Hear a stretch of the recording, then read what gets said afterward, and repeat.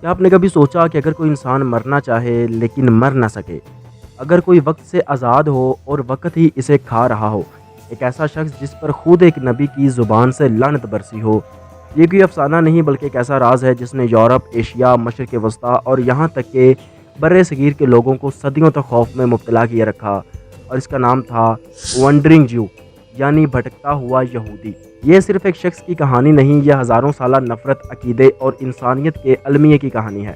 چلو آج وہ سب جان لیتے ہیں جو صدیوں سے چھپایا گیا۔ یہ کہانی سب سے پہلے 13ویں صدی کے یورپ میں سنائی گئی۔ ایک عیسائی راہب نے دعویٰ کیا کہ اس نے ایک عجیب شخص کو دیکھا ہے جو کہتا ہے کہ میں وہی ہوں جس نے حضرت عیسیٰ علیہ السلام کو صلیب کی طرف لے جاتے وقت دھکا دیا تھا، اور انہوں نے مجھے لعنت دی کہ تو قیامت تک زندہ رہے گا۔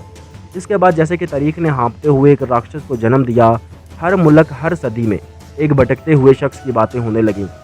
سن 1228 عیسوی میں جرمنی کے شہر میں لوگ ایک اجنبی کو دیکھتے ہیں جو ہر زبان میں بولتا ہے مگر کبھی سوتا نہیں ہے۔ پھر 1547 عیسوی میں فرانس میں ایک راہب دعویٰ کرتا ہے کہ وہ شخص اس کے دروازے پر آیا اور کہا کہ میں مرنا چاہتا ہوں مگر مر نہیں سکتا۔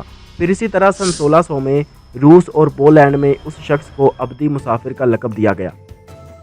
لیکن اب آتے ہیں دوسری طرف، یہ افسانہ ہے یا اصل ہے؟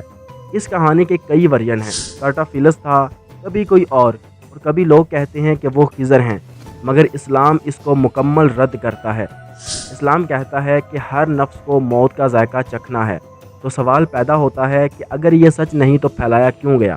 تو یورپ میں یہودیوں سے نفرت بڑھانے کے لیے یہ کہانی استعمال کی گئی تھی۔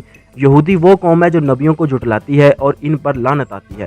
یہ بات عیسائی راہب لوگوں کے دماغوں میں بٹھاتے رہے، اور پھر آگے چل کر یہ ونڈرنگ جو کی کہانی یہودیوں کے خلاف نفسیاتی ہتھیار بن گئی۔ مگر یہودیوں پر تو اللہ کی لعنت پہلے سے ہی تھی۔ جب یورپ میں بلیک ڈیتھ پھیلی تو کہا گیا کہ یہ وہی یہودی ہے جو لعنت زدہ ہے، اس نے ہی یہ طاعون پھیلایا ہے۔ جب جنگیں ہوئیں یہ کہانی ہر بار یہودیوں کے کردار کو خراب کرنے کے لیے استعمال کی گئی۔ تو اب سوال یہ ہے کہ اسلام اس کہانی کو مانتا ہے؟ نہیں، بالکل بھی نہیں۔ اسلام ہمیں کہتا ہے ہر انسان مرنے والا ہے۔ حضرت عیسیٰ علیہ السلام کو صلیب نہیں دی گئی بلکہ اللہ نے اسے آسمان پر اٹھایا۔ یہ سورۃ النساء کی آیت نمبر 157 اور 158 ہے۔ اور سب سے بڑھ کر لعنت سزا نہیں بد دعا ہوتی ہے، اور اس کا انجام آخرت میں ہوتا ہے۔ حضرت خضر علیہ السلام یا دجال جیسے کردار تو اسلام میں ہیں، مگر وہ اللہ کے حکم سے خاص حالات میں زندہ ہیں، لعنت زدہ نہیں ہیں۔ لیکن اب سوال یہ ہے کہ اس کہانی سے ملتی جلتی مثالیں اور بھی موجود ہیں؟ تو اس کا جواب ہے ہاں۔ تقریباً ہر قوم میں ایک لازوال بھٹکتا ہوا انسان اس کی کہانی مل جاتی ہے۔ یونانی دومالا میں سیسیفس نامی شخص کو لعنت دی گئی کہ وہ ایک پتھر کو پہاڑ پر چڑھاتا رہے جو ہر بار نیچے لڑک جاتا ہے۔ چینی کہانیوں میں ایک راہب جو کبھی نروان حاصل نہیں کر سکتا، اور یہودی روایات میں ایک شخص ایلیجا کے ساتھ زندہ رہنے کی دعا مانگتا ہے، مگر وہ شخص کوئی لعنتی نہیں۔ تو یہ کہانی صرف مذہبی نفسیات نہیں بلکہ انسانی خوف، وقت اور موت کے خلاف بغاوت کی علامت ہے۔ تو اب سوال یہ ہے کیا کوئی آج بھی اسے دیکھ سکتا ہے؟ ایک شخص نے 1860 عیسوی میں انگلینڈ میں کہا کہ وہ کیٹا فیلس ہے اور اس کے ہاتھ میں ایک صلیب ہے جس پر وقت کے نشان نہیں پڑتے۔ ایک جرمن فوجی نے کہا کہ پہلی جنگ عظیم میں اسے ایک ایسا شخص ملا جو کہتا رہا کہ یہ سب میں پہلے ہی دیکھ چکا ہوں 1000 بار۔ کیا یہ سب جھوٹ ہے؟ ممکن ہے، مگر انسان جب کسی جھوٹ کو صدیوں سے سنتا رہے تو وہ اس کے اندر اسے یہ سچ لگنے لگ جاتا ہے۔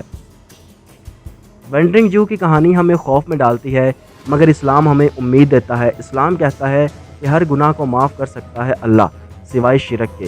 تو پھر اگر اللہ کی رحمت اتنی بڑی ہے تو کوئی لعنت کسی انسان کو ہمیشہ کے لیے دنیا میں قید نہیں کر سکتی۔ تو بھائیو، یہ افسانہ سنو، سیکھو، مگر اسے حقیقت نہ مانو۔ اصل حقیقت قرآن مجید میں ہے، اور قرآن مجید ہمیں اندھی تقلید سے بچاتا ہے۔ اگر آپ نے آج کچھ نیا جانا تو یہ ویڈیو ضائع نہیں گئی۔ آپ نے پہلی بار اس کہانی کو سچائی سے دیکھا ہے، تو یہ لمحہ آپ کے لیے بہت قیمتی ہے۔ کمنٹس میں بتائیں کیا آپ کو پہلے بھی اس کہانی کا پتہ تھا، یا آپ بھی ایک وقت اس پر یقین رکھتے تھے؟